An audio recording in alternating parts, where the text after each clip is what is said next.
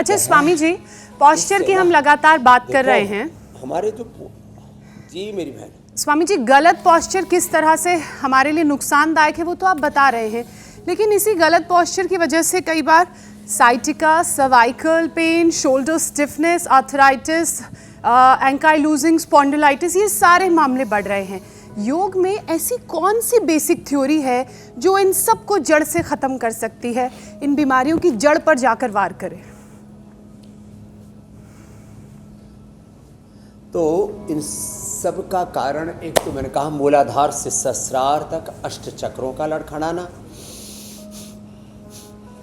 इसलिए कपाल भाती अनुलोम विलोम, दोबारा कर बेटे, वज्रासन में बैठ, कुमुद और अनुलोम विलोम। ये जो मूलाधार से सहस्रार तक अष्ट चक्र लड़खड़ाते हैं ना, गड़बड़ाते हैं, उसके लिए एक कपाल भाती और दूसरा ही अनुलोम विलोम करें। आसनों में भुजंग आसन और मरकट आसन करें, और साथ में ही जैसे मैंने कहा खाली पेट पीड़ा नील गोल और पीड़ा नील जूस एलोवेरा गिलोय पारिजात निर्गुण सहजने का जूस या सहज रूप से हल्दी मेथी सौंठ अश्वगंधा अजवायन सबके घरों में रहती हैं, इनका पाउडर खा लिया करें तो 2-2 ग्राम समय सा कोई दर्द नहीं रहेगा। खाली पेट पीड़ा नील गोल्ड रेडीमेड में खाने के बाद ऑर्थोग्रिड चंद्रप्रभा या गोक्षर आदि गूगल ले लिया,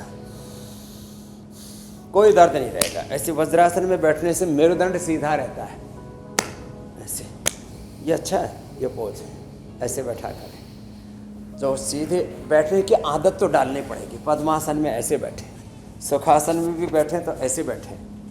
अब कुछ तो लोग बैठते ही ऐसे, उनके नीचे घुटने ऐसे आते ही नहीं बटरफ्लाई भी करते हैं तो घुटने से जमीन पर टिकते ही नहीं, ऊपर ऊपर ही। स्वामी जी आपने बैठने का जिक्र किया है, तो अगला विषय हमारा ये था, मैं जोड़ देता हूँ इसके साथ, तो स्वामी जी लोगों को इस बारे में भी जानकारी मिल जाएगी, क्योंकि आप तो अक्सर कहते हैं कि चलना तो इंसान नहीं भूला है लेकिन बैठना भूल चुका है। उकड़ू बैठना या फिर ये मलासन का शरीर पर स्वामी जी नेचुरल क्या असर पड़ता है? ये जो नेचुरल पोस्चर जिसे हम मानते हैं, इससे क्या फायदे होते हैं ऐसे में, और कौन से ऐसे स्वामी जी पोज हैं जो डेली रूटीन में हमें शामिल कर लेना चाहिए, अपना लेना चाहिए, ताकि चाहे खाना खाते वक्त हो या फिर पढ़ाई करते या फिर सोते जागते वक्त हम उसको इस्तेमाल करें जीवन में? देखो, वैसे हमारे यहाँ नीचे बैठ के खाने की परंपरा रही है जी।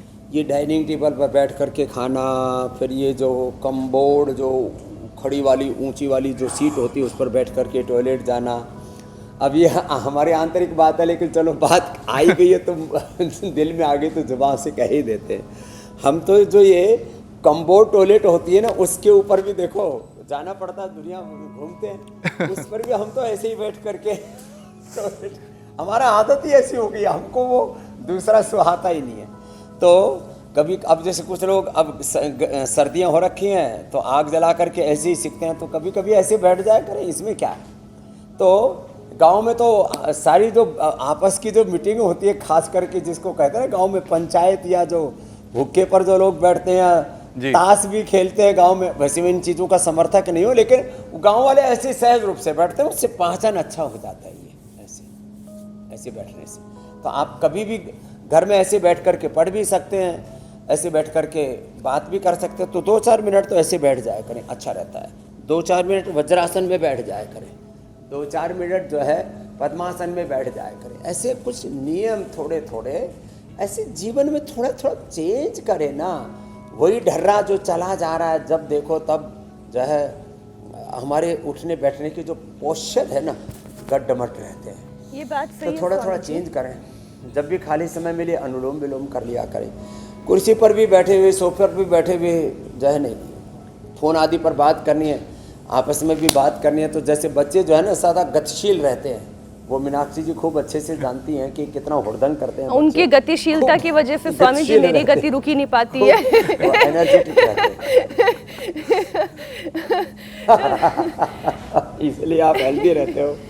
ज्योत्सना जी, मीनाक्षी जी, ईशा जी, अमित जी, आप करोड़ों के लिए प्रेरणा बन गई हो।